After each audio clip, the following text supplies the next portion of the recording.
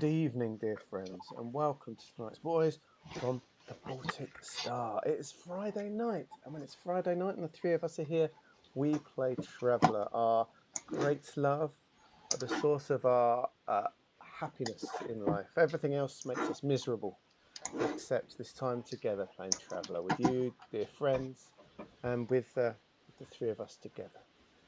We are the boys from the Baltic Star, and you're very welcome to our channel, whether you're live or you're tuning in on YouTube. Where we've got 99 subscribers on YouTube now, one away from 100, which makes us only 901 away from being monetized. Oh, that's amazing. It's almost a tenth of the way there. Yeah. Very nearly. A tenth of money. Life is very exciting. Maybe one day we'll reach 105. Oh, we can dream. We can. Oh, what a moment it'll be. But until then, we'll slum it around here. We're going to run maybe 2 hours tonight, there or thereabouts, depending on when the finishing time works. I suppose we'll have a break at some point in the middle. So please feel free to stay for as long or short as you so wish. Please feel free to chat or lurk. We're happy with chatters or lurkers. We're very happy to sort of chat along with you guys, and we love bringing up stuff that maybe talked about in chat. We like to interact with our viewers, and we are not very professional. What we do have is a little red sun. That is very professional, because there's a myriad of ways to spend your Imperial credits. Anything pinky should play a tune, hopefully.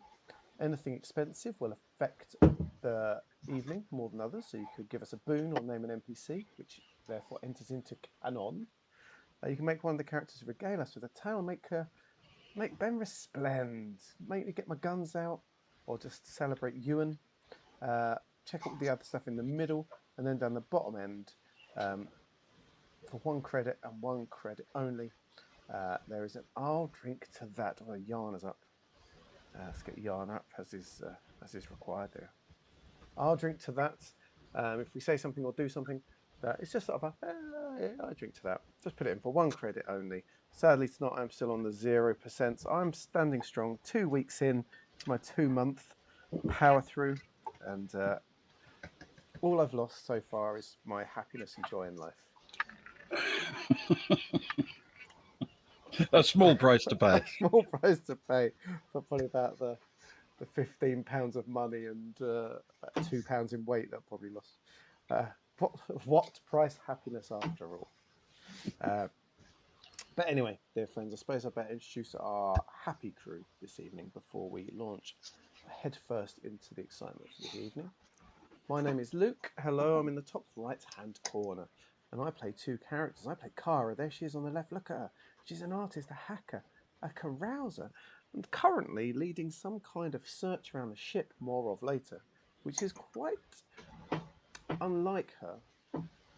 But she can't help but feel a little bit guilty that someone who she cares for in the crew has been put in a difficult situation, and it might be slightly down to her. I also play Soraya. There she is in a body warmer like it's the 80s all over again. She is the hand solo of the group. She loves cheesy balls, mimosas, and is doing very little at the minute. So she's probably quite happy right now. Speaking of people that are always quite happy, I'm going to have to go 2 below me this evening because the order they entered the chat room messed up with the names, which means he's slumming it at the bottom tonight. He is, however, still my brother from another mother. He is the Floofmeister General and the housewife's favourite. He is looking very trim and ready for a time away, living his best life. I'm hearing the number 40 honing in on the horizon. He is wonderful, Ewan. Good evening, Ewan. How are you? Hello, Luke. I'm very good, thanks. I'm very good. Even after you telling everybody my date of birth. Do you want my mother's maiden name as well? Name of your first pet. Yeah. We'll put that on the next stream. Don't worry. Oh, that's good, because then people have to watch the whole series to get all our security your attention. Yeah. This is good. Why has no one thought of it before? So life is good for you then, Ewan, at the moment? It's very good. Very good indeed. Almost as good. Almost as good as life is currently for my two player characters. Tell us I'm more. About the people that I'm playing tonight. Yeah, not about you. We're done with you. Okay, fair. So I am playing the aforementioned. I believe I'm pretty sure, unless I've got the wrong end of the stick, that the person that Kara's worried about that they've put in danger is, of course, Stefan Miller. Definitely not any of the NPCs. Which is odd though, because he's currently stood in a corridor, somewhat armed, ready, and quite excited about the situation. He is our sneaky space rogue. He is. I've said it before. I'll say it again. Soraya's best friend on the ship. Oh, you. He is. He's a good egg. It's a grey area. But he's close. He's close to some form of egg, for sure. Not Moab. He's quite eggy. So, yeah, it's quite eggy. I also play Agnar Ranson, who is our former military general, Varga, and is also out on a hunting mission currently. I'll leave that for Ben's intro though. That's it. We can't take everything away from the man. No, indeed. He needs things to stimulate him because he can get bored quite quickly because he is the smartest man in any room. He lives his entire life in the Twin Peaks dream sequence, and he's often seen being carried around Faversham in a sedan chair, carried atop the shoulders of 6 heavily oiled and topless Eastern European men. He is the Queen of Faversham himself. It is the wonderful Ben. Good evening, Ben. How are you? I'm well, thank you.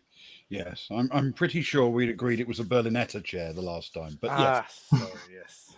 Don't let me downgrade you in your beautiful and triumphant voyages. Yes, it's very nice to be back. Very nice to be doing Traveller. Always a treat. And it's always nice when 3 of us are together on a Friday. It is. Well, I was just talking before we started that this season started in August, and I feel we've had a few periods where we've missed a few weeks here and there. I feel that's true. Yeah. It's always a sad thing. Life finds a way, as a wise man once said. Yes, I believe he did. Is that relevant here, do you think? All right. Well, there are moment pegs in the hole. Really close. Okay. Well, if I remember, he also said that's how it always starts, and then later there's running and screaming, which may be particularly apposite for tonight's show. And most important, when you've got to go, you've got to go. Yes. Yes. Yeah, we'll save that hopefully for the break. Yeah, not yet, obviously. Oh, Ben, with such wonderful quotes ringing in our ears, why don't you tell us one fact about the Baltic Star that we don't actually know about? One fact about the Baltic Star that you don't know.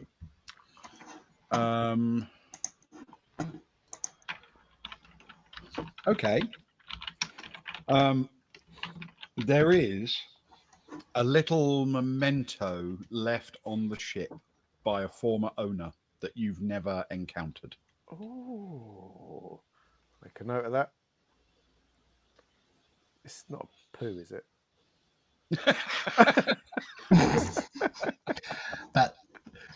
that toilet that doesn't flush. Yeah. Oh. No one's ever gone in it earlier. Oh, I just can't get rid of it. That would be it. That would be a good spin-off game though. Just a treasure hunt for whatever the thing left on the ship is. Get some people involved.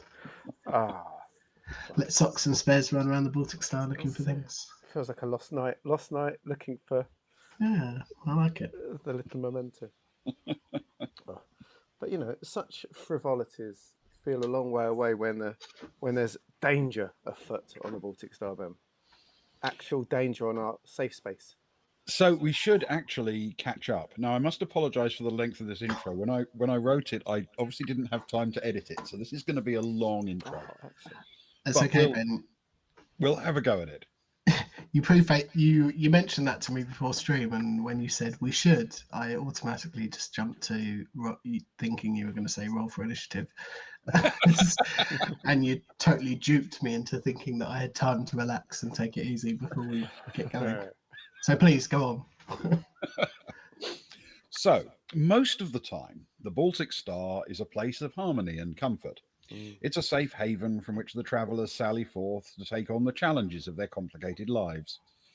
Of course, that calm and comfortable respite only lasts until you invite the complicated part of your life aboard. In orbit around Darkmoon, the basic point of all this is that the governor, Ormel Helinsky, is not someone who has the best interests of the people at heart. He's a dangerous dictator ruling with an iron fist. On the planet, the very existence of the vast floating Darkmoon city which he commands is a relatively new interloper imposed upon the remnants of the original inhabitants who now live on and in the southern ice cap. A year ago, there was a plan already in place to allow Helinsky to retire, and he hoped to leave the keys to the kingdom to a notable fellow from off-world called Sir Arlen Locke. In order to provide some sense of continuity as part of the deal, Sir Arlen would marry Ormel Helinsky's daughter, Tally. Many of the people in Darkmoon City are, however, unhappy with their lot, as they feel there's a better way to live than as an oppressed labourer class living in constant fear of Helinsky's guardians and under the scrutiny of the safety office run by Jalek Jin. Inevitably, in such circumstances, there's also seemingly worse news, in the form of an equally dangerous group of criminals, the Wanderers, a cabal that has taken advantage of the fear and lack of comfort to dominate the vulnerable workers, much like a prison gang. This group is led by the possibly fictional Polina, assuming she isn't a campfire story created to add unthinkable terror to the Wanderers' power. So all this was, I suppose, moving in the right direction at least. Unfortunately, at this point in the story, something went wrong. A small group of workers staged a daring escape, stealing a shuttle and fleeing to the ice cap, in the belief that the stories of people living there were true. Their leader, the white-furred Varga, Denin Brack, knew that they could simply be shot down, so to prevent this, he took a hostage, Tally Helinsky. A seemingly distraught Ormel Helinsky contacted Sir Arlen to report his daughter stolen, and Sir Arlen immediately decided to come to Darkmoon to find her. Unfortunately, his father, a stunningly wealthy man, was of the opinion that suitable wife for Sir Arlen would have a number of desirable characteristics, and high on that list would be that she not be missing. Sir Arlen and his father fell out, and he had to get to Darkmoon without the wealth he'd always had access to. He sold his personal valuables and made his way to Osin in the company of an old friend, Maggie Leaf, who could fly a ship. They managed to get an old but intimidating mercenary cruiser that was scheduled for recycling and hired Star Orica, a skilled engineer who told them she could get it to Darkmoon in a lot of jumps, after quite a lot of time to effect repairs. It was quite early in this plan that Sir Arlen received word again from Ormel Helinsky that, sadly, Tally was dead. By then, his bridges burnt, his family disowning him, and his heart aching, Sir Arlen decided to continue his plan anyway. It was into this situation that our travellers arrived. They spent a little time arranging with the governor the necessary agreements to refuel and take care of the mighty Deep Night Revelation ship that would be following them eventually. They then found a reason to investigate a mystery in the deep ocean, something that earned them an encounter with a mighty trifid squid, a beautiful image of an ancient Zodani myth carved onto the ocean floor, and a person in the form of Linto Sard, who was loadmaster on a kelp harvesting ship. Meanwhile, another group of travellers went onto the ice cap and eventually pieced together a version of the story I've just related, partly by meeting Brack, partly from the still very much alive Tally Helinsky, and partly from Sir Arlen Locke as his mercenary cruiser, the Bloodbath, finally arrived, then crashed. The ice cap crew lifted off with Sir Arlen, his crew, Leaf and Orica, and Tally Helinsky, and as if this wasn't enough, they hatched a plan to invite still more strangers aboard. Our heroes wanted to see if the governor really believed his daughter had been killed, and hatched a plan to surprise him. They invited him to a dinner aboard where he could meet Sir Arlen and discuss the handover of power. During the meeting, they would spring a surprise on him, his daughter alive and well. He attended with a bodyguard, a guardian woman identified as Guardian Stavek. A complex series of food and drink manoeuvres followed, while Tally was kept hidden and safe by Zoe, and Jural Kags was kept away from civilized people by Kron Sarama. Kara even came to the conclusion that, as dictators go, he seemed a decent man. The reveal, however, was not to be as planned. Guardian Stavek excused herself and disappeared, and Kat was dispatched to keep an eye on her. Kara quickly lost contact with Kat and asked anyone who wasn't at the party to search for her, and Stavek. Rachel found Kat unconscious and was asked to take her to her own cabin for safekeeping, and leading to Kara trying to hunt Stavek electronically. Eventually, they realized which cabin she might be hiding in, and an assault party was quickly assembled. Meanwhile, Agnar was leading the governor and Sir Arlen on a winding route through the ship to keep them out of the way, but under the pretense that they were helping to look for Stavek. Kara spotted that the ship was recording 3 different electronic systems in the aft port cabin, 2 of them communicators and 1 a tracker. In Kara's cabin, Kara briefed Kags and got him to film a holo movie of her for emergency use. She dispatched Kron to take over from Rachel taking care of Kat, so Rachel could go to the bridge and scan for any external sensors. She also summoned Stefan to come quickly and quietly to join the hastily assembled strike team. So, as Stefan crossed the middle of the ship, he managed to evade the immediate detection of Agnar and his 2 companions and sneaked up to Kara's cabin. Agnar eventually got to roughly where Stefan had passed, but in his distracted sense, he didn't notice anything except, to his surprise, a muffled scream. And that is where we resume the story. So, I think it behooves us to begin exactly where we left off with Agnar. Sorry, Ewan. That's all right. Don't worry. That was a suitably long intro. Thanks. Much appreciated. Agnar will look around, trying to gauge a direction, I suppose, from the screen. I said, did you hear that? To the others. Can you make a recon check for me, please? You're extremely familiar with the ship, and it was quite a distinctive sound, so you can have a boon for this. Well, thank you very much. Recon. Very early roll tonight. I'm sorry. I'm not I was about to say, do you remember that episode where we almost went a whole session without rolling apart from the last 5 minutes? Oh, what a day that was. That doesn't feel likely tonight. I'm sorry. Sorry, recon with what then? With intellect, please, and a boon. Thank you very much. That's pretty good. That's a 9 + 1 from the recon. Okay. For a 10, please. Excellent.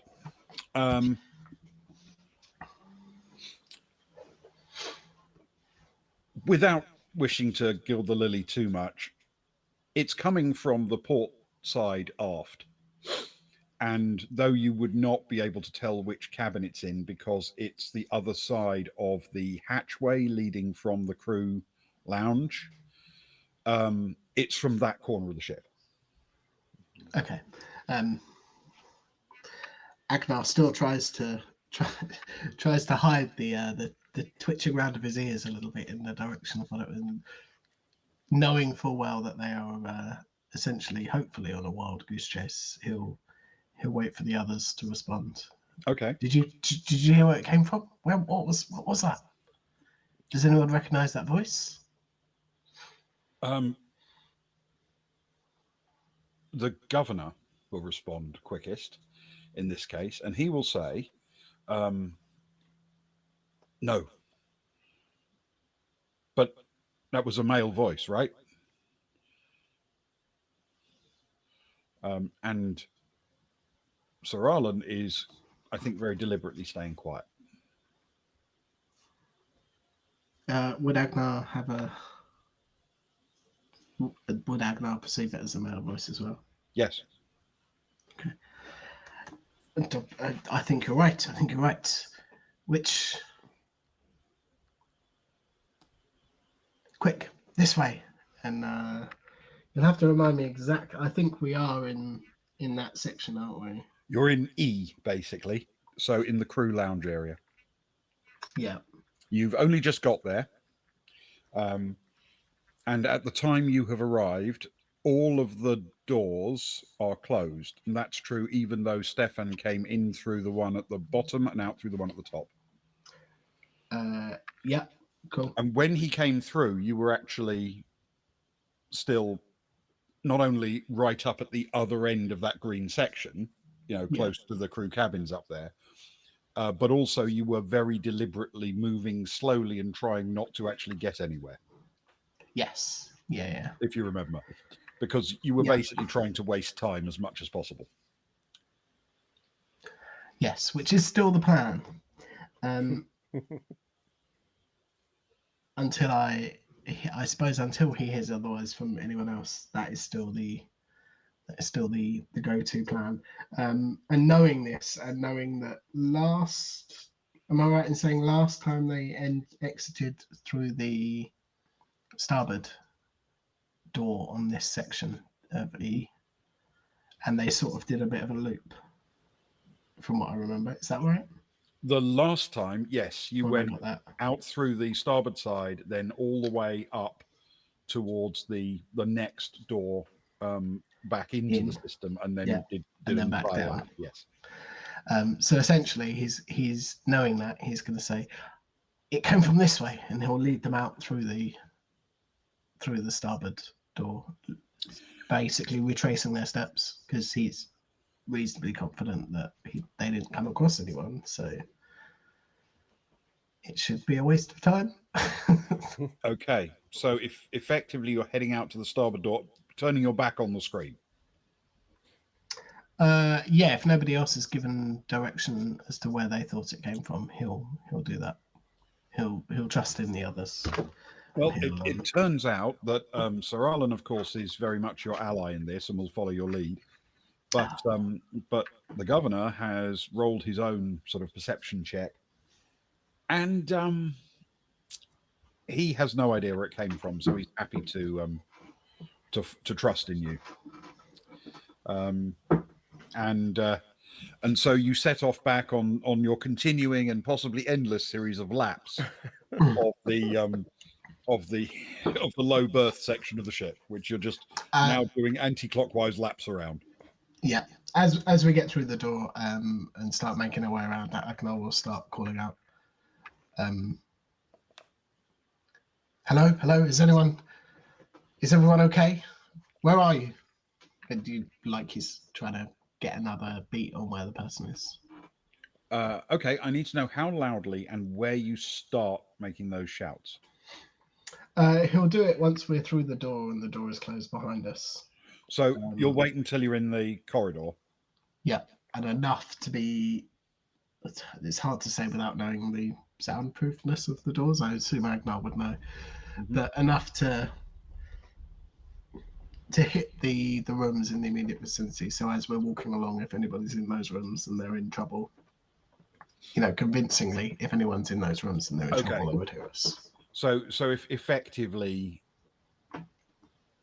loud enough to be heard close by through a door, but not necessarily through a bulkhead. Yeah. Gotcha. Okay. Right. You continue your lap. And as you do, we need to move the attention to Kara in her cabin, which currently has Stefan and not only Stefan, obviously, but Jural Cags in there, who is carrying a largish weapon. That's it. The only time that Cags will ever be allowed in Kara's room. I mean, he's probably ended up in every room staggering around drunk at one time or another. Accidentally. Is this my room? Doesn't smell like my room. Oh no, there's someone in my bed. Oh, it's not my room. It's not my bed. Oh well. The space. I'm guessing we've not heard this moan, as there's more doors between us, or. Let me think. Kara is what? 1, 2, 3 cabins down. Yeah, not far. I'll tell you what.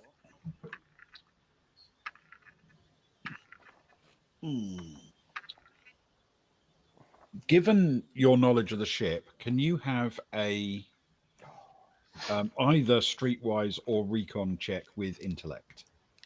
Yes, streetwise and recon are And I both will, equally the same. and Stefan can do the same. Oh yes.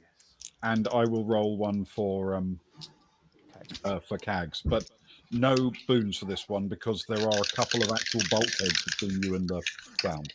That makes a lot of sense. Cags rolled snake eyes, so he's not hearing anything. No, why does that not surprise me?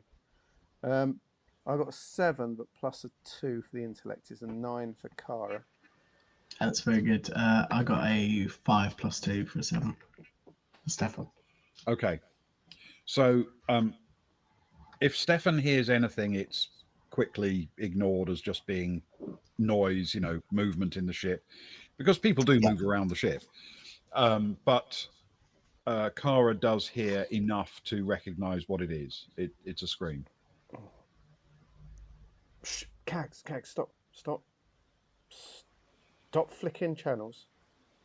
All right, turn it off. Listen, I definitely heard a scream then, a male scream. Pretty certain it's from the back. You guys tooled up? I don't know if we've got time to spare now. Cags holds his weapon like he knows how to use it. Stefan is armed, but if I remember, he's lightly armed. Yes, he is indeed. Are you saying I don't have time to go get the flamethrower? I think the flamethrower now becomes less useful if there's a chance that there's a hostage. They're not the best hostage weapon. But I've had that thing for like weeks. Oh, it's not my fault you bought it. Out of game, it's years, I'm sure. I just want to just okay, but next time we get some downtime, can we just go somewhere and barbecue some stuff or something? That's fine. That's fine. Yeah, I'm good to go. Okay. Now, since we might be dealing with things like pressure changes and things like that because we're on board a ship in a vacuum, can you tell me what kind of breathing equipment you're planning to carry as well? Because I can tell you Cags didn't bring any. He's just in his regular clothing. In his Cags. If I remember, part of the reason why Kara was at hers because she could get into her better gear. Yes, that's right. So she's got her plus 10 vac suit. Okay, so this is a hostile environment vac suit, is it? I believe it is. I can check if you want. Hang on. If we're going to be sensible about it. Sorry, I don't let Stefan find out what he's looking at while I check up. Perhaps you can remind me under what pretense Stefan was called here, because I don't believe he was in his room, wasn't he? He wasn't in the bar with everyone else. He was in his room, and he was called to come and help with a potential threat, but the exact details were not given to him at that time. Just come quick, kind of thing. He was listening to Robert Smith. No, of course. But I think given that he wouldn't have been at the fine dining place, he probably doesn't have any breathing apparatus on, but if it was a potential threat, he would have thrown his ceramic carapace on. Okay, so he's got his Under Armour, over armour, the carapace. Yeah. But no, he wouldn't have. His instinct on the ship would not be to grab any kind of vac suit or breathing I'm with you. If that makes sense. It does. I think that's honest. Yeah, so that's effectively light combat armour, yes. Yeah. Well, I guess it depends on your numerical value for light, but yes. Yes, it's if I can find the actual page. Yes, I think it's something like plus 13, is that right? I've got plus 10 but plus 16 versus heat. Great, thank you. Yes, that's the row below the one I was looking for. Thank you. Cool. That's the one that he owns. Kara's is not the hostile environment. That's on Saraya's got the plus 14 hostile environment. Kara's got the plus 10. Each vac suit life support for 6 hours. That's what it says. Yep. on the vac suit. Yep.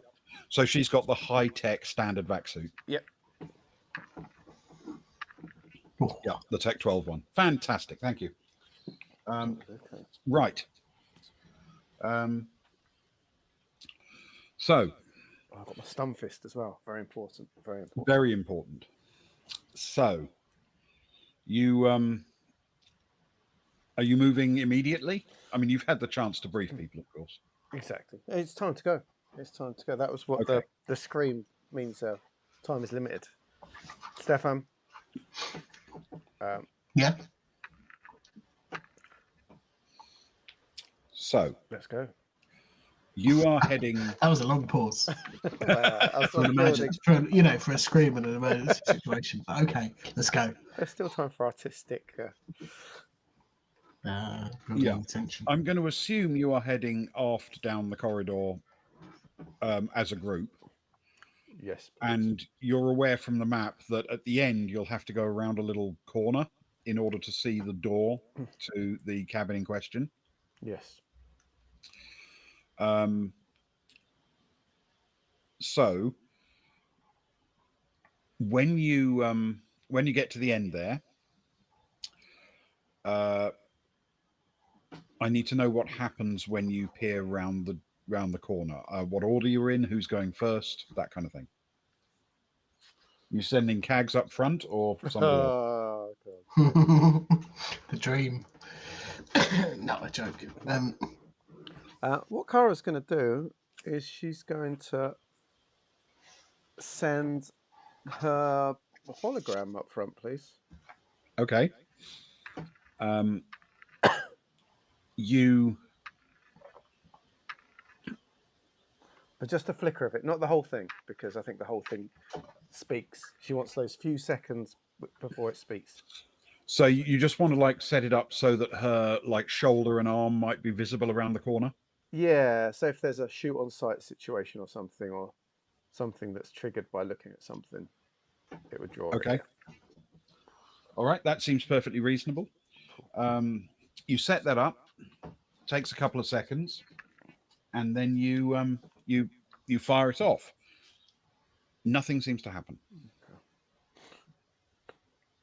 I'll back up a little bit so the hologram returns back behind the corner and flick it off.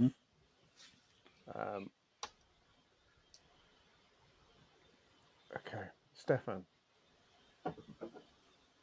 Yeah. Get across to the corner. Quickly checking the toilet. I've heard there's a little memento left on the ship by a former owner. Other side of the other. Wait, what are we aiming for again? The toilet. They're in the toilet. No, but just double check. Like Okay. her devices are in there, but it's possible she's dumped them and run. And the worst thing would be to go backing in this way and then her to suddenly appear behind one of us. For sure. Yeah. Wish me luck, and he'll I'll cover you, and I'm sure Cags will too. he'll pull out his laser pistol, and he'll unholster his other laser pistol, guns akimbo, but not really guns akimbo because one is his hand, so I don't know whether that counts. It's a grey area. Yeah. He'll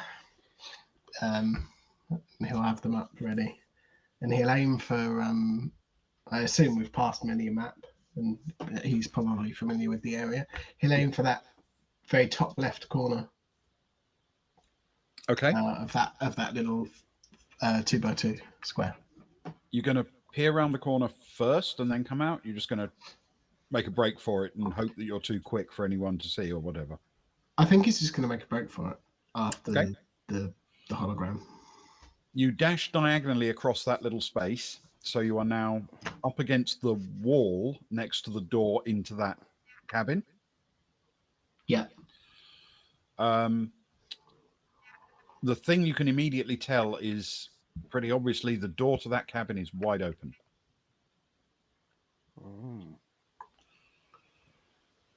But in your haste, you didn't really see what was inside it, other than cabin.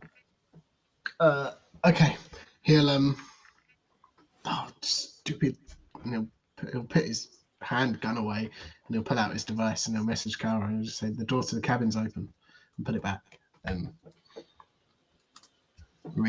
unholster his handgun.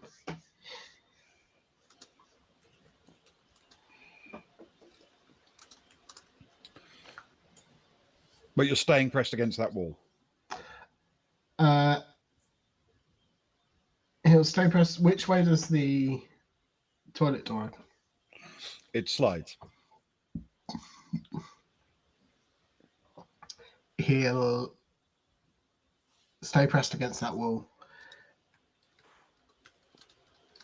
have his gun ready, and he will slide it open quickly and look for anyone inside, or any danger inside, I should say, I suppose, at this point. Okay. That is his mission. You slide open the door. There doesn't seem to be anything inside the toilet other than what you'd normally expect to see there.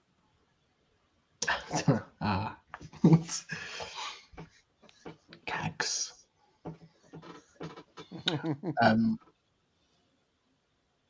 And he'll pull out his device again and go through the rigmarole and message Kara. Toilet's clear. In both ways. Mm-hmm. Poo emoji, poo emoji, poo emoji. Ah, appreciated. Kara?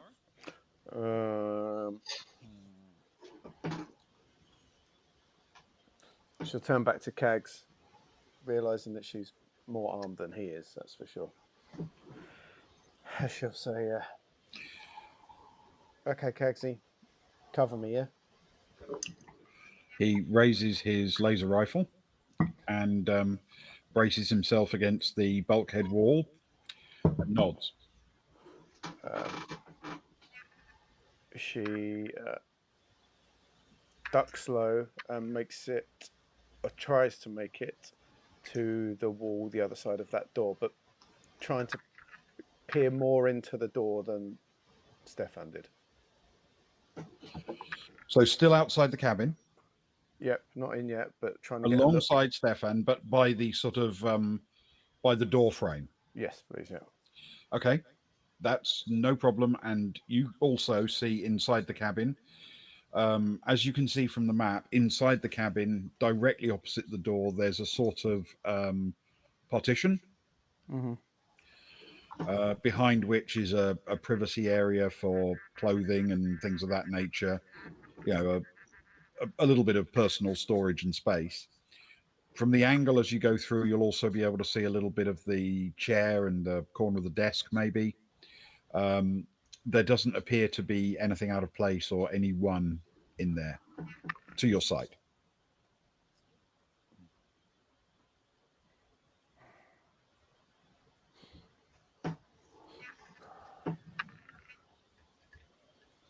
And Kags will basically take cover against that projecting corner of the cabin next door and raise his weapon so it's pointing diagonally through the door at about the chair.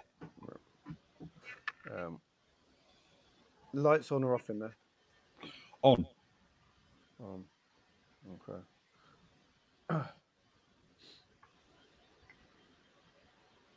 I would like to. I want to switch those lights off. Now, I'm guessing one way is to stick my arm around the corner and reach for a light. Yep. But do I also have the ability to do that on laptop? Yes. You've got control of main ship systems. Yes. Or you could even, if Rachel's made it to the bridge by now, you could call her and ask her to switch it off from the panel there. Good thinking. Rachel. Hello. You at the bridge? Yep. Kill the lights for the rear port cabin. Done. And even as she says it, you see the light just die instantly.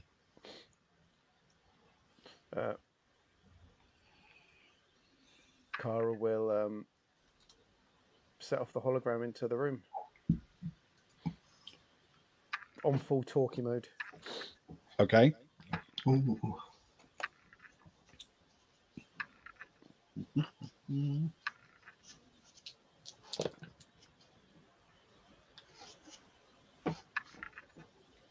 Can you roll a streetwise for me, please, with intellect? Oh no! Let's try. Oh, yeah. 13.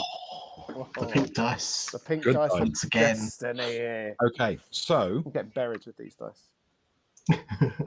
that nobody shoots at it or anything like that. On my but- eyelids, like ancient, like for the ferryman. Mm. Sorry.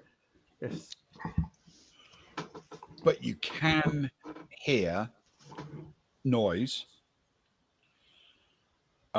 which may be reacting to the hologram. And with that roll, though what comes out is more an agonized moan than anything else, you can hear that whoever it is has said, Gara. Oh.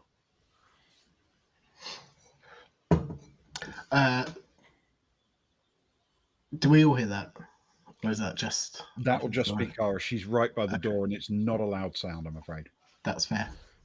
I assumed that was what the street wires roll was for, but I thought I'd check. Exactly, yeah.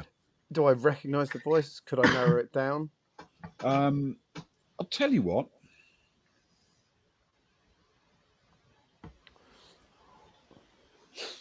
Recognizing a voice.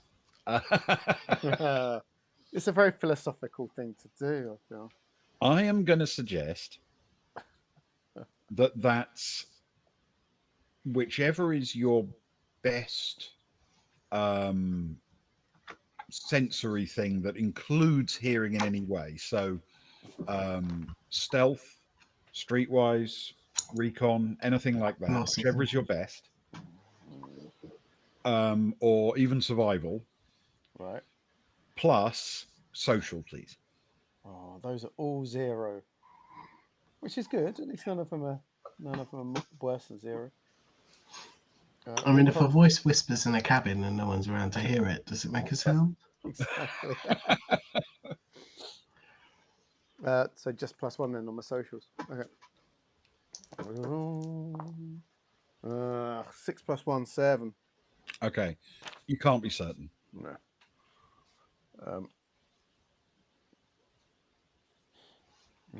She'll whisper back. It's Cara.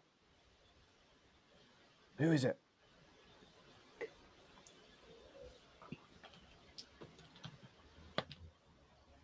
Silence. I'm Stefan. It's right here. You called me.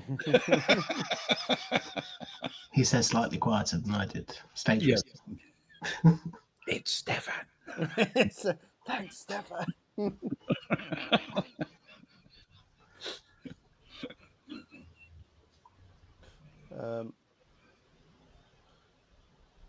Is there any obvious sign of booby trap from the angle that I can see?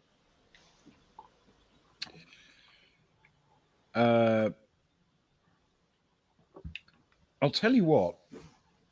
If you want to do a sort of check for traps kind of thing, Yeah, something we don't do very often.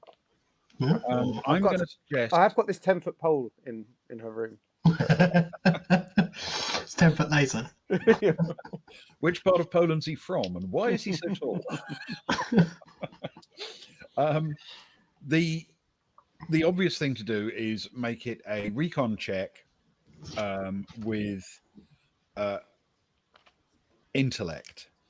Okay. Cara, however, has absolutely no background whatsoever she does not. in this kind of thing, so I'm afraid it's going to be with Bane. That is fair enough. But if you want, you can ask you can ask Cags to do the same thing, like check for traps. If you whisper to him, he can at least eyeball the same thing, and he's actually got a better angle than you because he can see diagonally into the cabin. Cags, I'm just going. take the quickest look I can to see if there's anything that's going to go off in our face when we're in there. Can you do the same? Yeah, just quickly. He nods and starts, obviously looking around the corners of the door, focusing to see if there's anything he can see. He uses the sight on his rifle to zoom in a bit, looking for any cables or lights or anything. He's doing his job, and he shakes his head.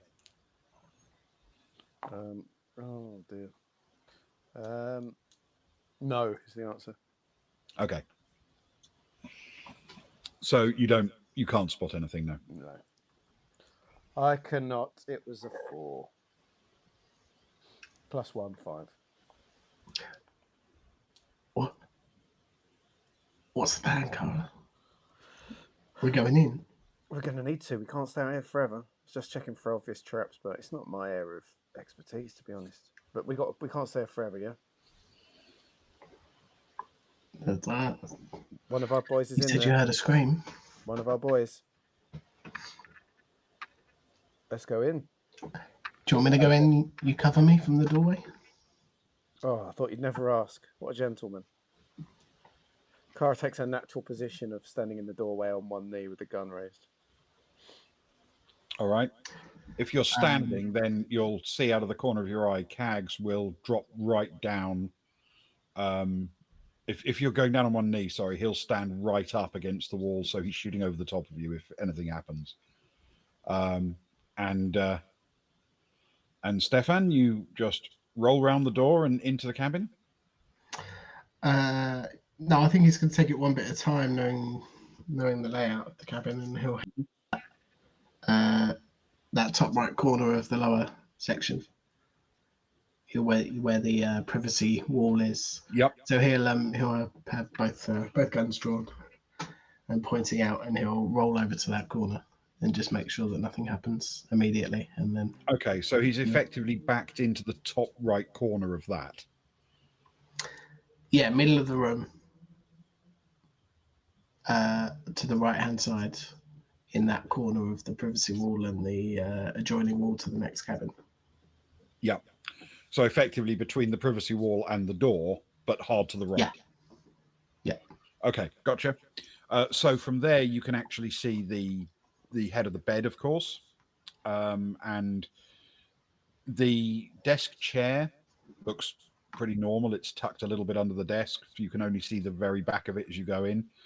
The bed looks unslept in, completely made, and there isn't any obvious sign of disarray in the cabin itself. You have starlight drops, don't you? Yes. I believe we all took them. We all took them. Is that right? Yes. Yeah. I think that's true. Can you roll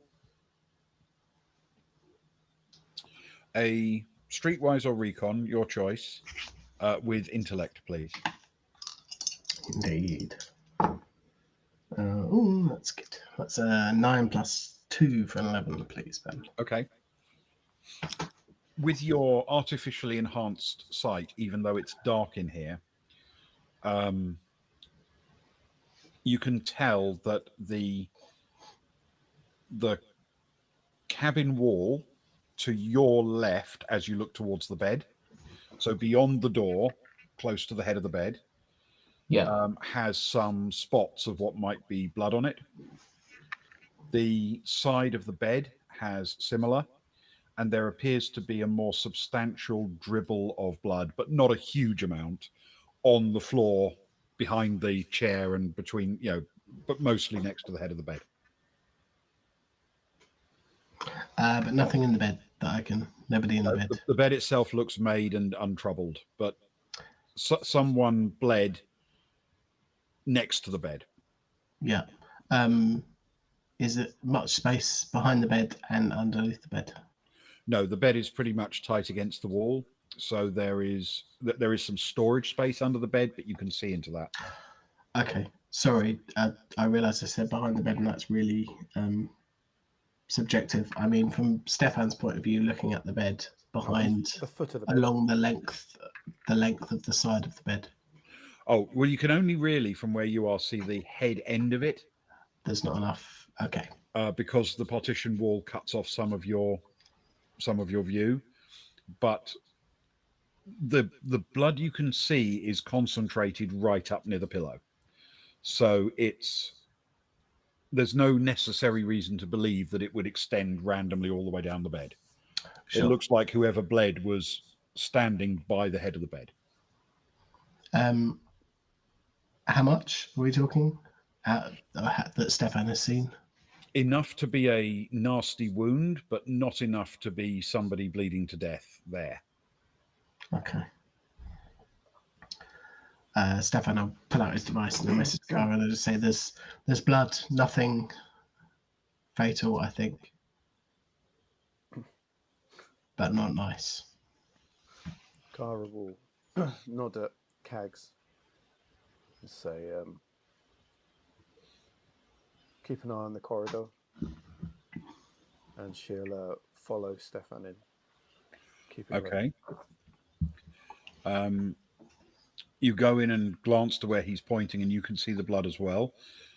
Do you want to continue around into the room? We need to. We can't stay here forever. We've got to be big, brave people. She'll tap Stefan on the back to let him know that she's there. She's been watching too many late night military films. Stefan will take the lead, and he'll. He has no idea what he's doing, but he can ad-lib some hand signals, and then he'll just look at Cara like, "What? What? What we do?" And I suppose after, if it goes on for a second, he'll start making his way forwards into the room towards the bed. Okay, so are you basically going around the partition, or looking around the partition at least, see what's the other side of it? Unless Cara stops him, yes, he Okay. will certainly. Do you want to pull him back, Cara? Or are you going to let him explore? Let him explore. He's a big boy. Okay.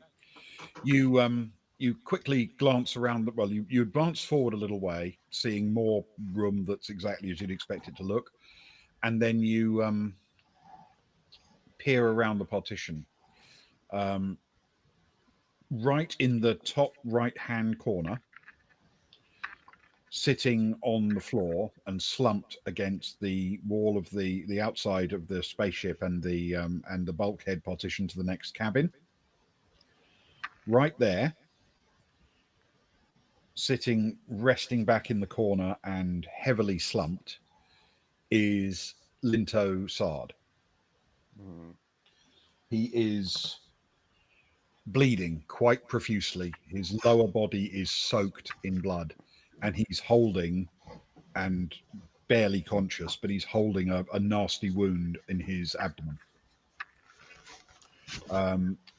It also looks as if that's not his only wound. He's got cuts on both lower and upper arms, and seemingly on his lower legs as well. If there's nothing else immediately in the room that Stefan can see at that point, he'll run over and he'll call out his device and start. I've painted myself into a corner here. He'll start calling her back now. Oh,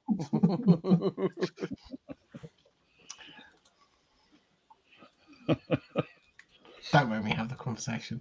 No one wants to do that. Yeah. We need a medic. Port aft cabin. Okay. Who are you sending this to? Actually, he'll send it to the whole group. That makes sense. All right. Whoever's closest. You, for a few seconds, you might be forgiven for thinking nobody immediately got the message, but after just a couple of seconds, you get a response from Gerg Sutter saying, "On my way." Glorious guy. he'll turn to Linto and he'll look to do what he can. He doesn't really know what to do, I suppose, in this kind of situation. What happened? Who did where? Who did this? Linto is in and out of consciousness. Occasionally, he sort of flickers open his eyes and he seems to try to speak, but there's not a lot coming.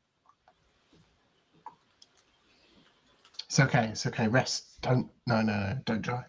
It's fine. Help's on the way. Help's on the way.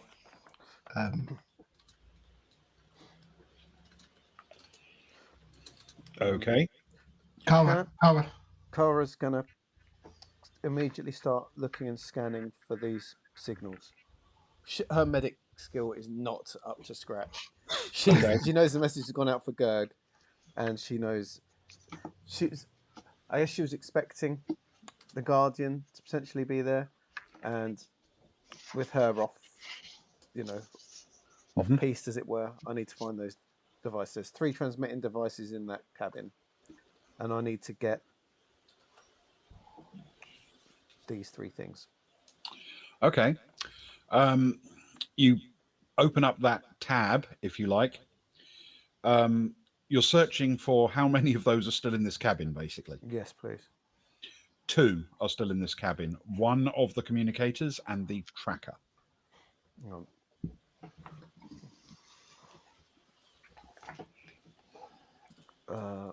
So 2. So it's the, what did you say it was? It was the... A communicator and a tracker are still here. But not the location. Not the other communicator. Yeah. So one is a comm, not known to the system. Another one not known, and one is a location device, a beacon. Yeah. So which one have I not got? The beacon, or the other one I don't know. You haven't got the unknown communicator.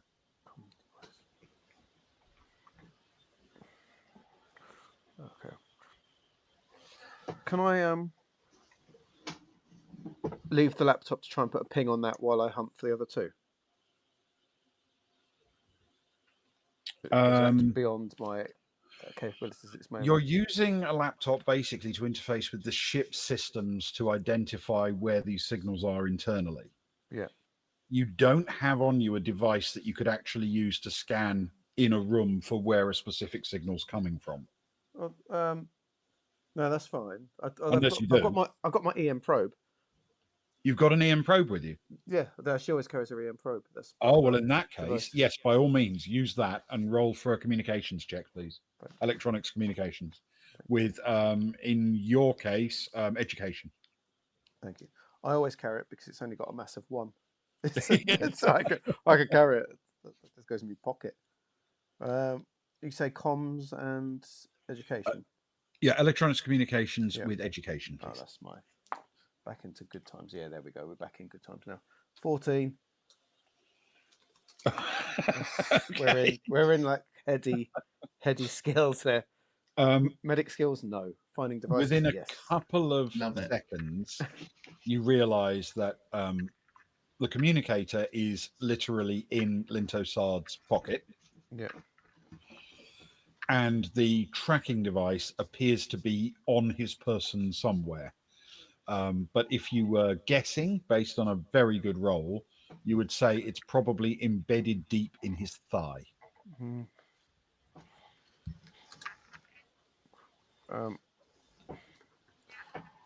She'll reach into his pocket for the communicator, if that's okay. Mm-hmm.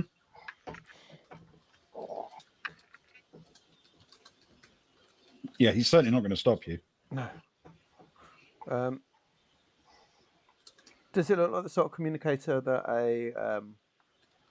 a military/police person would have, or does it look like something that a lowly ship person would have? Is it the latest? Like the cheapest, most basic, generic Imperial communicator that a corporate world would hand to somebody because occasionally they might need to call them. Yeah. My kind of guy. It is by your standards, 40 years out of date and grubby, and he's probably the 7th owner of it. Yeah. So Carl flick it to try and I don't know. It'll be on, but see if she can get onto a screen of it or something. Does it look like it's probably his? Yeah. Yeah.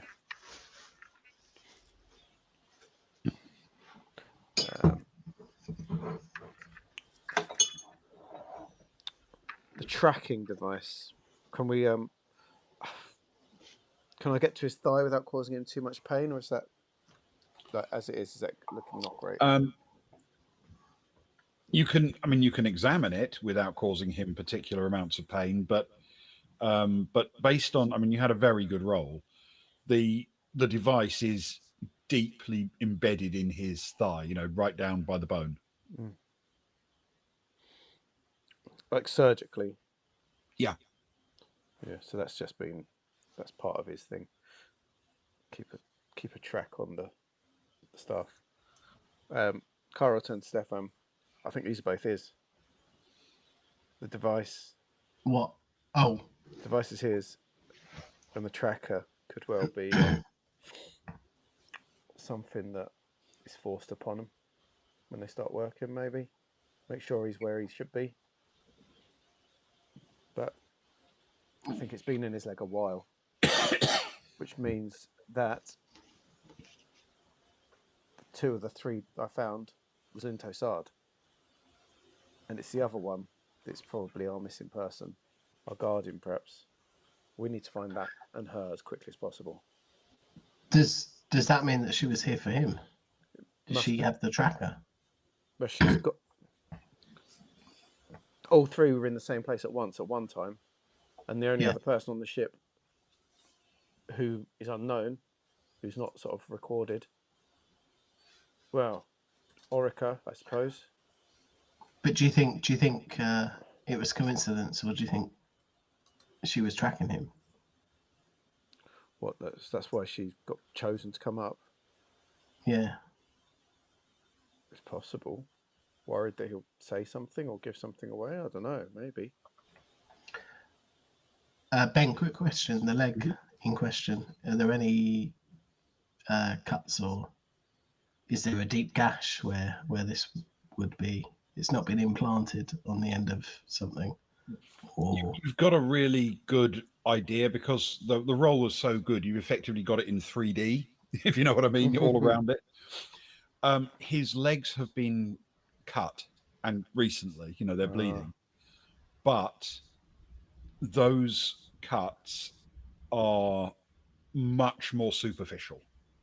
Okay. And there are a lot of them. He's been cut at least 20 times. And though they're quite deep and painful, none of them deep enough to go all the way through the thigh muscle. Okay, cool. We need that third device then. Absolutely. It's at that point that Gerg Sutter arrives and immediately turns to the wounded man. Oh, been in the wars? And drops down to one knee next to him and starts pulling out equipment and starting work. And without even turning around, he says, "Give me some space and bugger off. You're in the way." Cags, stay by the door. Look after Gerg, yeah? In case someone returns. Righto. With pleasure, Gerg. Kara, I'm going to my room. Very quickly. I need to get something. Okay. I'm going to head back to mine. I'm going to see if I can scan for this missing device. Meet me at mine, yeah? Okay.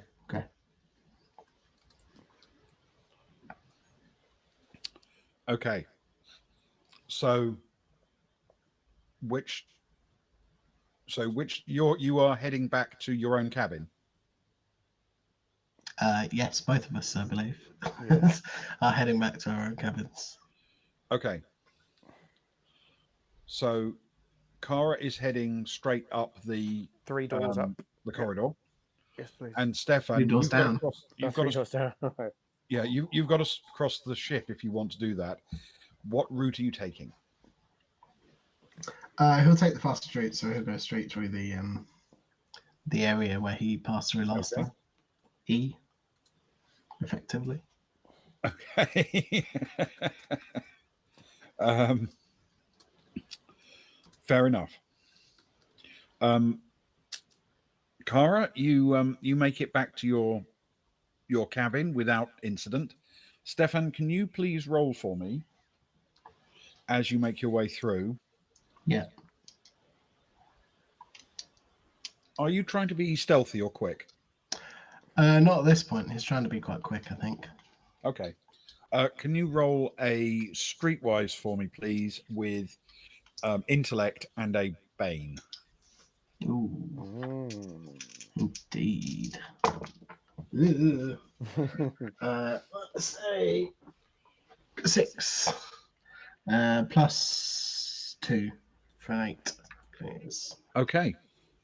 You make your way through the crew lounge, and as you do, as you're sort of halfway through, you hear a metallic sounding noise from the engineering space to your right, the one marked B on the map. Ah, yes. Okay. There's no door there, though, is there? Or am I missing? There is. There's a door just opposite the corridor. Yeah, opposite the little mini, partition corridor thing. Yes. Yeah. Let me move Stefan. That'll help.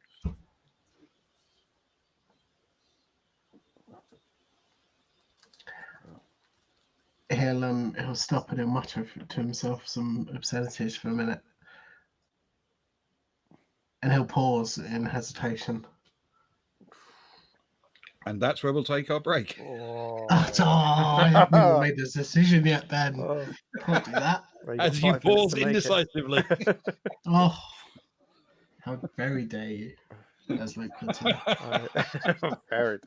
As long as your we isn't as indecisive.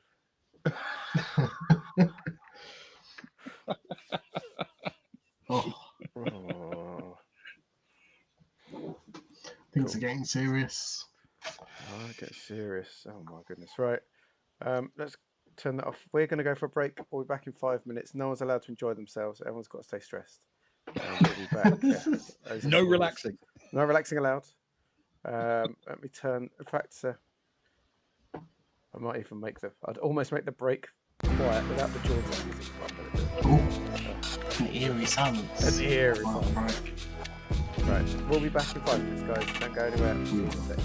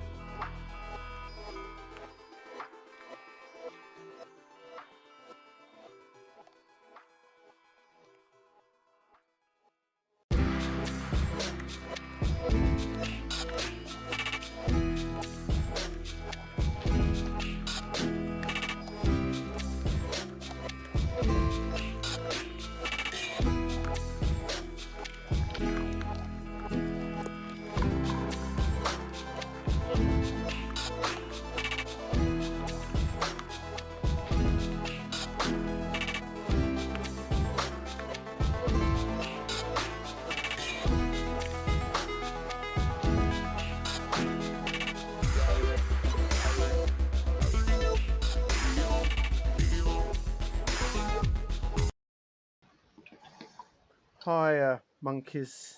Hi, We monkeys. we are here. We're just about to start again. Hey, Mark. Ah, yes. Well, it's all very tense tonight. Normally, and hi, Brotherhood of the Dice. Nice to have you both with us, and the monkeys in general. Hope you had a fantastic session this evening. Yes, Traveller. Normally we're really chill and light-hearted with our travelling, but there's sort of basically a brutal attacker on our beloved Baltic Star tonight that we're trying to hunt down, who has already knocked one of our beloved crew members out and has really badly injured someone we just rescued off the planet.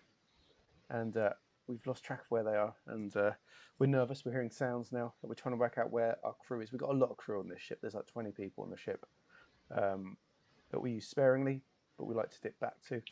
So we're just trying to track where everyone is right now and then try and find out where this potential murderer or something is. And it's quite scary. Avast, pirate. Thank you for joining us this evening. Oh, Mark, we played the original, didn't we, Ewan? That's how we started. We did indeed. We did indeed. Yeah. We did. Yeah. Though they were pre-made characters, Ben made pre-made characters for us. Yeah. And to be fair, Mark's point is why Agnar at 43 is considered so old amongst their crew. So old. Ancient. Who on earth could be older than 43? You must be really old if you're older than 43. Not in this world. I've overtaken. We started this game. I was 3 years younger than Agnar, and now I'm older than him. It's terrible. Life's just going bad. All those sessions negotiating mortgages. That's what it is. So much wasted time. We needed more birthdays. That's what we needed. No, not wasted. This Enjoyed, is a travel campaign, Mark. This is Mongoose Traveller, though. This is a Mongoose Traveller campaign that we're several years into. We play really slow, though. I could sum it up to you in about 20 seconds, to be honest. But oh, good man. How long have we been playing in game time? I worked out, didn't I? It's about 6 months. Yeah, something like that. Yeah, it's a decent amount of time. But we started playing before lockdown. No, during lockdown, just as lockdown started. And we started streaming about 6 months after. Yes. Yeah, join us, Mark. Anytime you want, come and have a listen, have a hang out as we play. It is, like I say, normally we enjoy a brunch, we enjoy a shopping trip, we enjoy a bit of comedy, we're quite light-hearted. But when things get serious, we get serious. Because we're not very combat heavy, so when combat is a possibility, and as you know, Traveller is very deadly, we take it incredibly seriously. I think what you mean is we panic. Yeah, that's true. We panic. We worry for our characters. Oh man, do we ever? We become very paranoid. We're worried about our NPCs, our beloved NPCs. It must be said. Very true. Very true. Yeah. Because we feel like, they have their own agency, but a lot of where we end up is down to us, isn't it? So we get concerned if we drag them into our fights or something like that, Our poor decisions. Exactly. And and poor old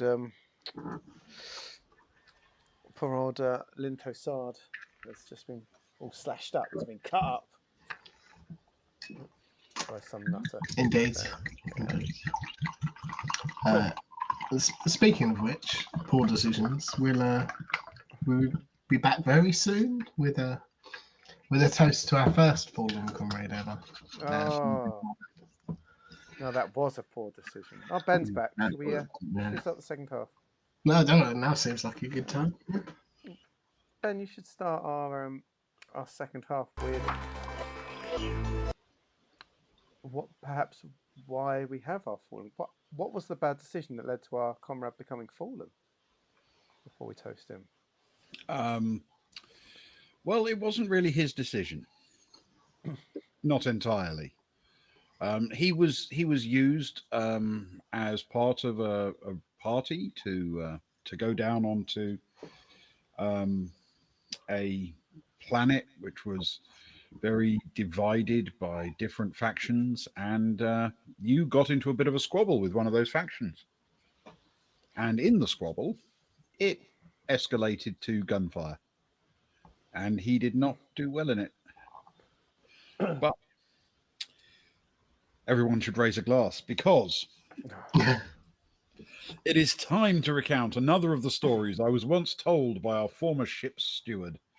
I can't verify the accuracy of these stories. After all, he once told me he invented gyroscopic inherent equilibrium. Once, Nice. once, he told me, he was engaged upon a journey from a great city to a place of worship. Not that he was personally invested in the religion in question, but because it seemed like a fun trip.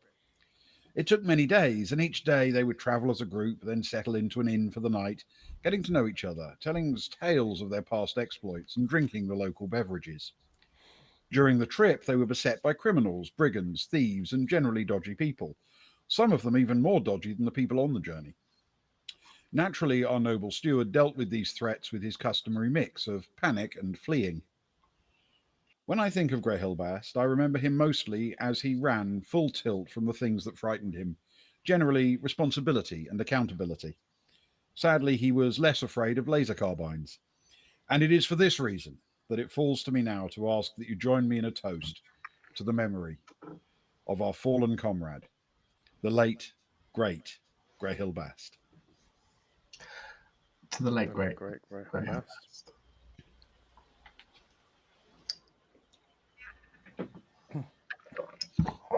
May his memory never pass. Indeed.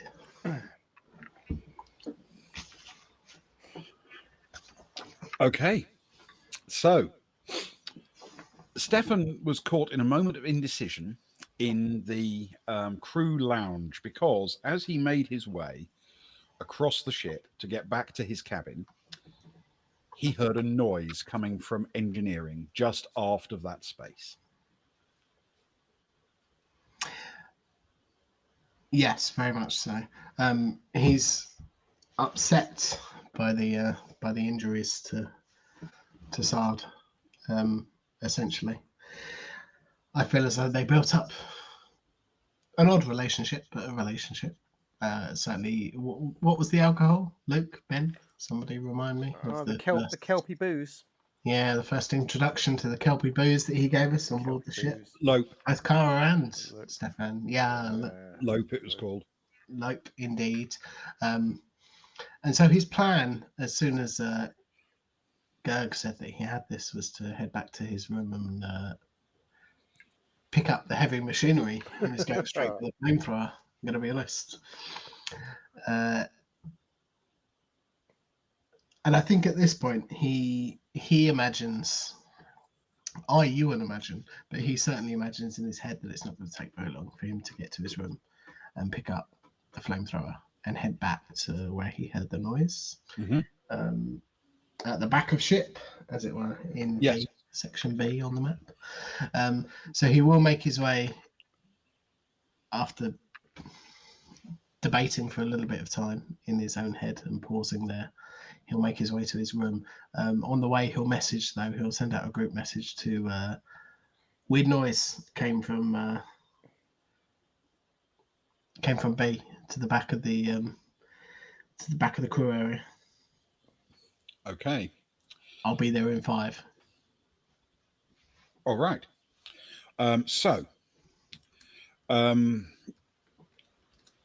The next thing to do then is, because we haven't been back there for a little while, we need to go to Agnar. So Agnar has been leading his merry band of the lost up through the starboard corridor. Yeah. And taking his time.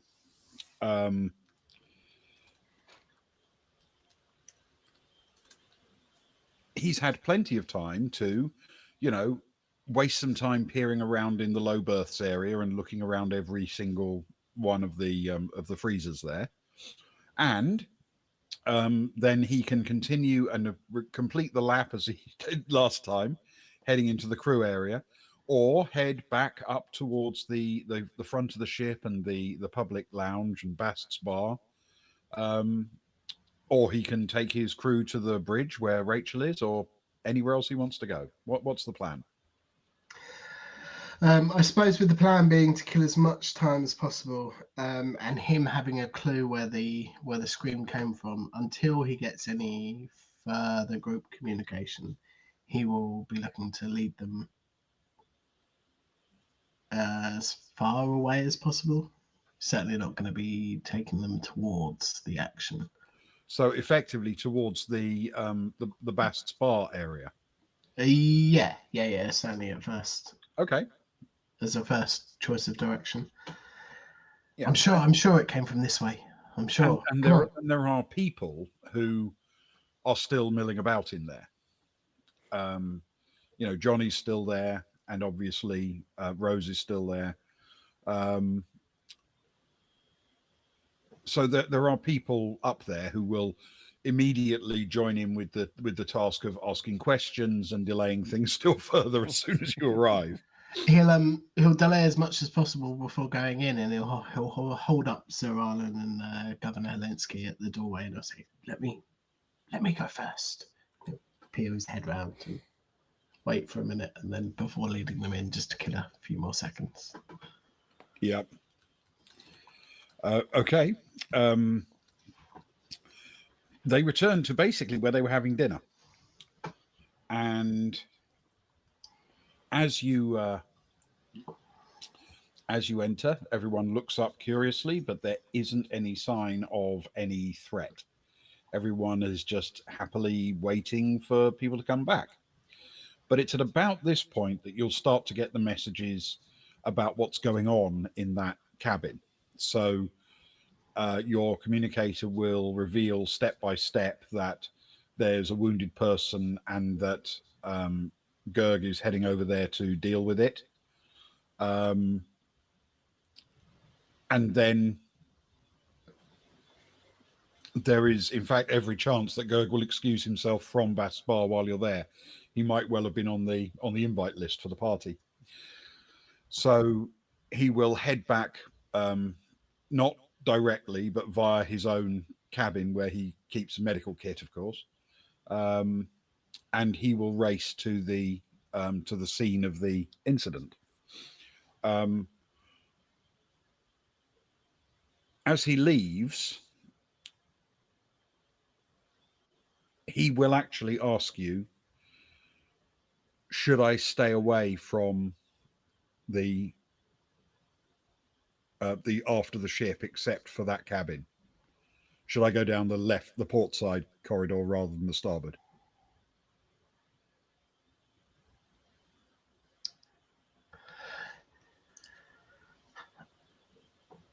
I would certainly say go port. Okay. All right. He will nod and set off. And he immediately, of course, heads down the starboard corridor.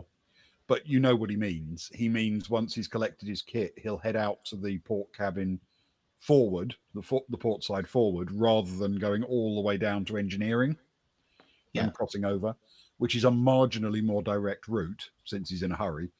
But it's only going to save a few seconds. And by doing that, he avoids getting to the danger area via the engineering space, the crew lounge, and areas where people could easily be hiding. Yes, indeed.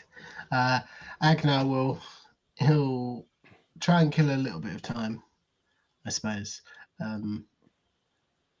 He'll question those that remain in the bar. Johnny, is that correct?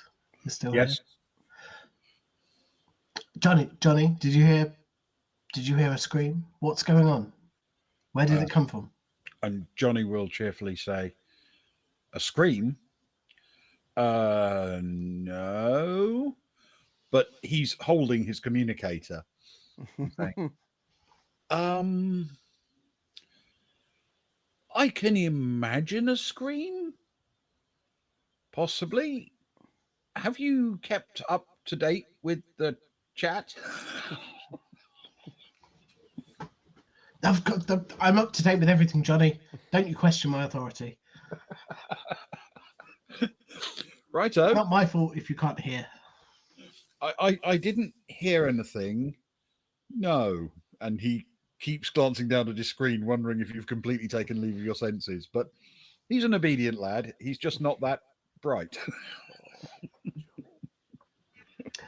Realistically, Ewan's just trying to kill time so that we don't cross the time stream continuum.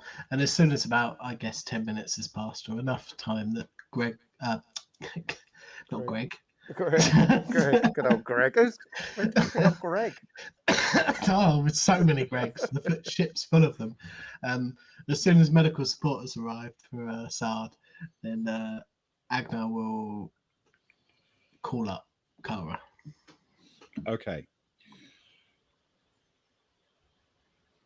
If you're going to wait until Gerg's had a chance to get there and begin proper treatment and everything for that,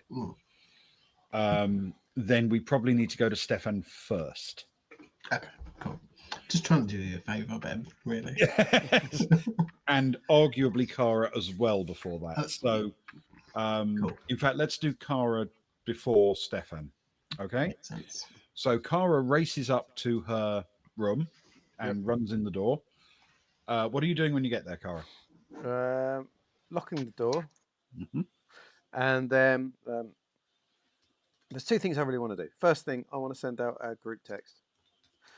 Because Kara's pretty sure in her mind that, from what she can tell, Agnar and his posse are doing Agnar and his posse things. She knows where Stefan was. She knows that they left Johnny and Rose at Bast's bar. She knows that Tally, when she left them, Tally was with Zoe, Kat was with Kron, Rachel was at the bridge, that Gerg was treating Linto Sard, and that Kagsy was there too. There are a few people that she wants to make sure are okay. So first things first is she's going to throw out a message asking all the crew to check in with their location.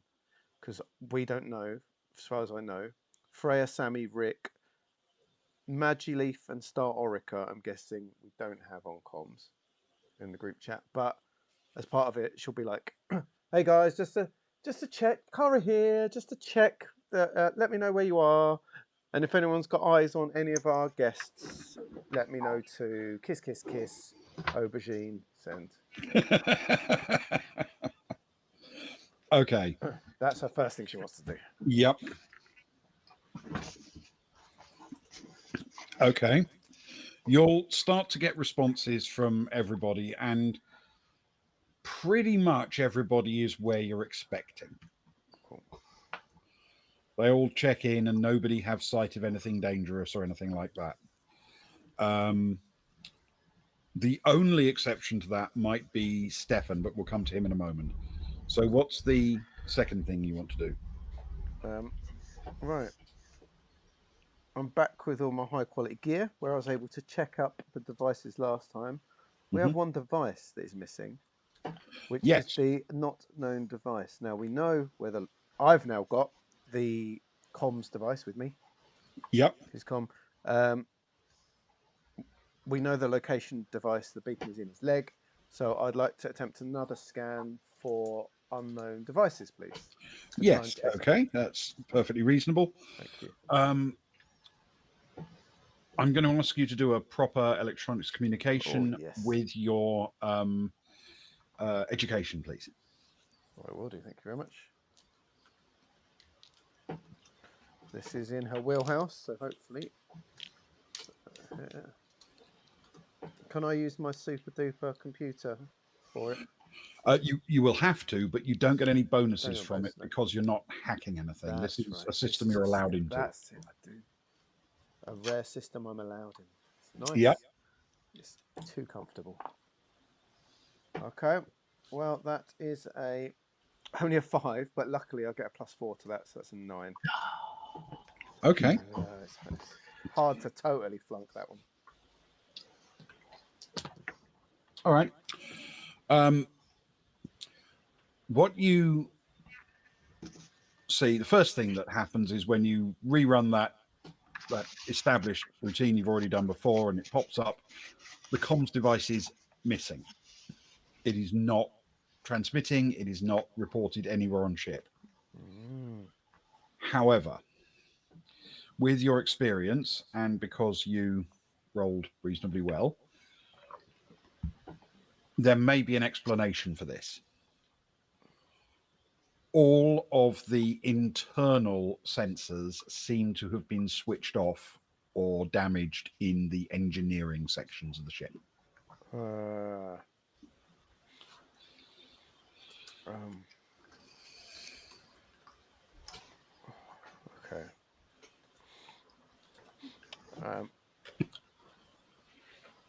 Kara's going to call Stefan if that's okay.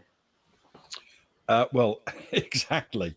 So we'll cut to Stefan at this point because Stefan will have just received a message from Kara saying, "Where is everybody? Is everything okay?" kind of thing. Did Stefan respond to that initially? He would have done if this is before the moment he decides to alert everyone to the rear of the ship. He will do so then, but he will reiterate if not. Yeah, it's after he sent his message. It'll be roughly when he's getting back to his cabin, or even a little bit after that. He'll have had a few moments in his cabin before he gets that. Yeah. So he will respond. He'll be like, "I'm just tooling up in my cabin. Heard a noise on the way through in engineering." That will definitely doubly encourage Kara to call him. Okay, so I'll recall Stefan. Fair enough. Yeah. What's up? That device no longer transmitting, but I think they're still on, right? Because all the internal sensors have gone down. They've been switched off in engineering, man. You said there was something there. I think someone sabotaged. I heard a noise on my way through. Definitely seemed odd, but I was close enough. I figured I'd get a little bit more prepared. I think there's only one way in and out of engineering. They can get through to the maneuver drive. That's worrying. But look, I don't know. I'm waking Sabraya up. Actually, you're next to her. Can you wake her up? I don't know what. I don't know how much she I'm has to so drink. close. No, just get her with. We need to tool up. We need a team together. If you can grab Soraya, I'm going to try and grab someone else that can hold a gun. And if we've got a posse of 4 of us, let's take it serious, yeah? Okay. That's fair enough. I'll wake her up. I'll meet you there. By the doorway, yeah? Yeah, go on then. Spoil all my fun. Okay, we'll meet you at the doorway. Yeah. What have you gone to get anyway? Definitely not Rose's cat. No. Listen, I thought I'd pick. We spoke about it earlier. I thought I'd pick up the flamethrower. You hear like some rustling and some clunks as he's trying to fit this thing to his body whilst on the phone with you, hurriedly. Yeah. It seemed like a good situation, right? You know, there's no longer a hostage. Yeah. I haven't used it since I bought it. Yeah. I'm super excited to use it. Man, that should be great. They seem pretty dangerous. I mean, you saw what they did. Yeah, what better weapon to use in the power plant of an intergalactic spacecraft full of chemicals and dangerous working parts than a flamethrower? Oh no! Listen, I've still got my 2 laser pistols on me, which are just as dangerous, by the way. I should point out in such a situation. But I'll also have that in case it's needed. I'll be sensible. I'll follow your lead. I'll get Soraya. Don't you worry. He hangs up.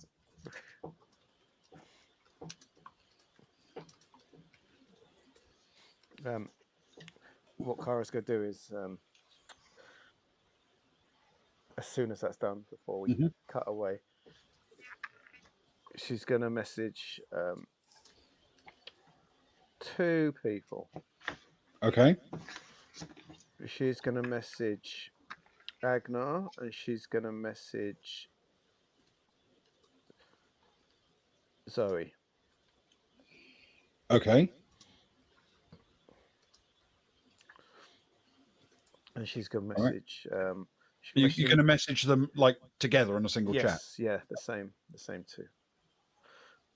You say, Zoe, Agnar, one of you needs to join. Me, S and S at the power plant. We've got a pest to flush out. If it's you, Agnar, find an excuse. If it's you, Zoe, get someone to look after Tally. And sends it. And then make sure she gears herself up and heads off towards the door to the power plant. Okay.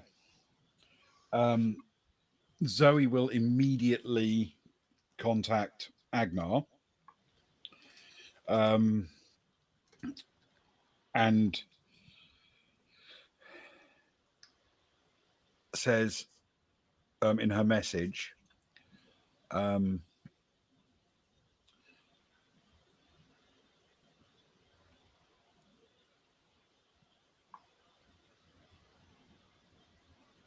I can go, but I'll have to drop off Tally with Kron en route.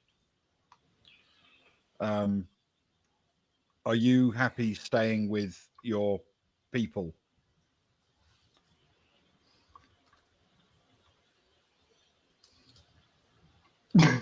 Agnar will drop a quick message to Kara, and he'll be like, "Do you just need me? Would it be worth GH as a witness?"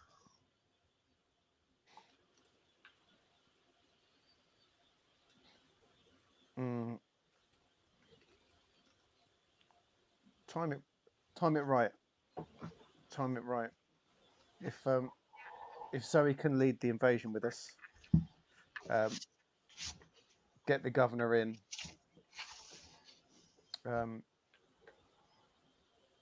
A minute or two after we enter to witness. And then he'll very quickly go back to Zoe and say, "Yeah, you go. I'll be a minute or so behind you.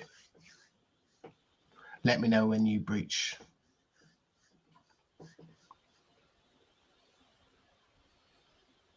Okay. All right. So what happens then is Zoe says she's on her way. Now, you're actually only a couple of doors down from Zoe's cabin, Kara. Yes.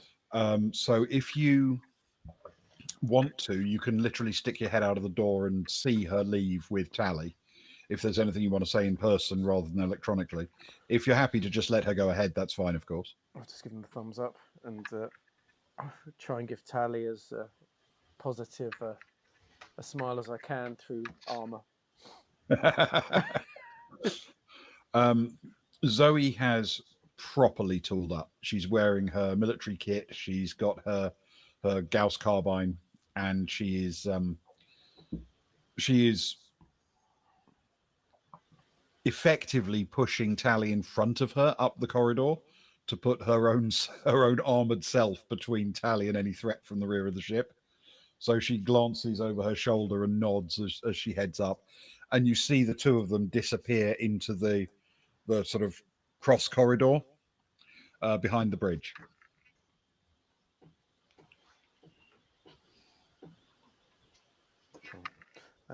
Kara sort of waits until they've gone through the door, and then she'll head towards the power plant. Mm-hmm. Just checking in. I guess I'll be passing Cags at the corner, who's no doubt still protecting the doorway. Yes, he is. Gives him a thumbs up, and then waits by the door to the crew area, I guess, through to the power plant, waiting for the guys to roll up from the emo side of the ship.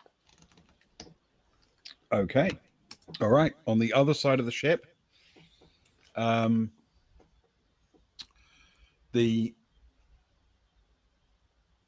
there's only a question as to how long it will take for Soraya to get up, get alert, and get ready.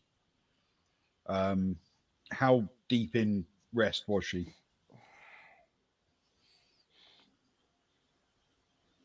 Because she gets, the reason why she's gone to bed, of course, is she gets stressed with all this the hoity-toity stuff. She's rubbish at it. That's partly why I think Stefan took himself away as well. They're both terrible at it. So in my mind, she had a few drinks a few hours ago, went to sleep, turned her phone off. So she's and there's been no like gunshots or anything to really, so she can probably wake up relatively quickly. Yep. Yeah.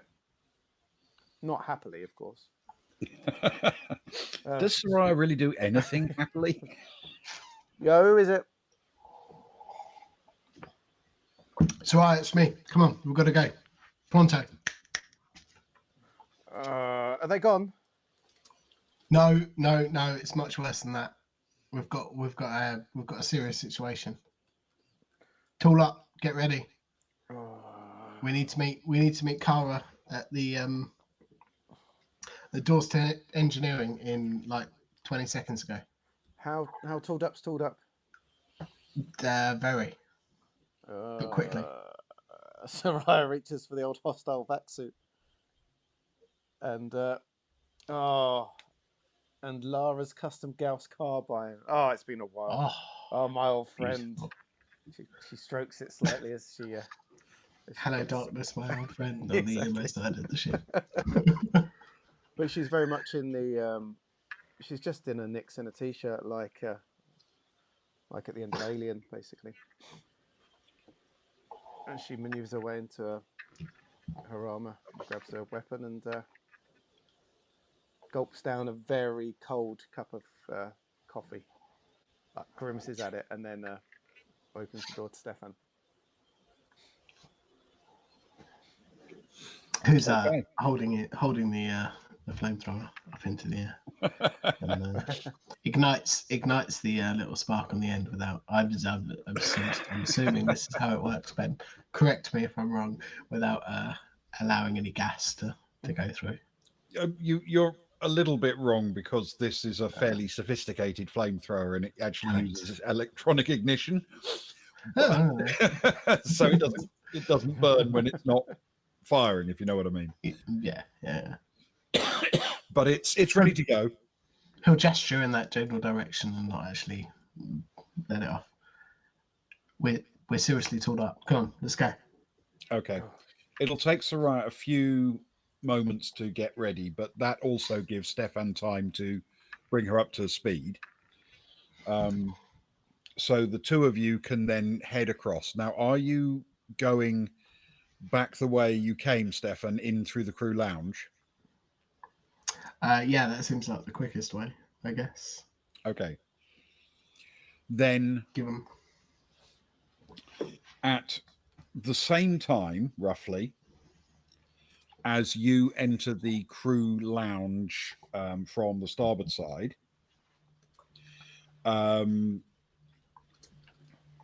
you will see in front of you the door open on the port side.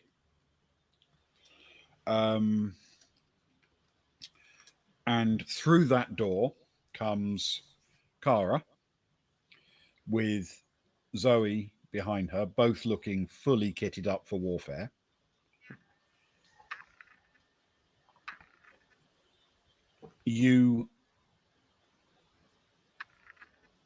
Actually, it would make more sense for Zoe to come in down the spine, sorry. So Zoe will head down at about the same time down the spine of the middle of the ship and emerge from your right, effectively. And Kara will come in from the port side into the crew lounge area at about the same time. And as she does, you see behind her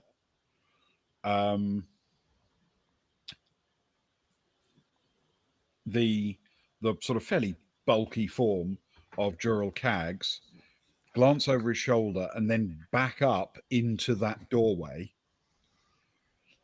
literally staying in the doorway to keep the door open so he can keep covering the corridor, but also cover the action in the lounge if needed. Oh, Cags is getting serious. I like it. And so we have essentially 5 of you, though 4 actually committed to the operation. Cags is still sitting out unless he's needed. Converging on the door to the engineering space at the aft of the crew lounge. Space B on the map is engineering. E is the crew lounge, and you all line up. And without a word being said, everybody kind of takes positions by the door, waiting for the command. And I think essentially, because she's been telling everyone what to do this whole time, they will glance to Kara. And that's where we'll call it for tonight. Oh, it makes sense. And I love it. Fantastic. And it wasn't a right mess at the time, Mark. It was. We had very good plans. Very, very good plans. The plans are so good. Best laid plans of idiots and all that. We'd arranged a really nice dinner party. We'd got some of our crew to wait on them, another to cook. We had a nice chat with him. He was softening to us, wasn't he? He was up for nice open-faced toasted sandwiches. Oh, the nice whiskey. The good whiskey for sure. Oh, some good cheese. Yeah, I think he was open to retiring and letting our boy take over, but it's all gone horribly wrong. And well, no, we don't know that yet. We don't know. Still save it. Yeah, be all right. It'll be fine, won't it? We've not died Speaking yet. of things which are fine, there's Rose's cat, Ben. Oh, Rose's cat. Right. Well, if you're new to this channel, this will be a weird experience. Especially with the cat noises in the background. Especially with the cat noises in the background. All right, Rose's cat.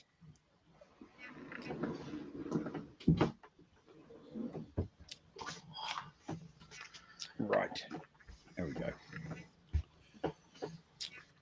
Rose's cat, Caboodle, had just been settling in for the kind of night where she sat on the friendly lap of Jural Cags and purred.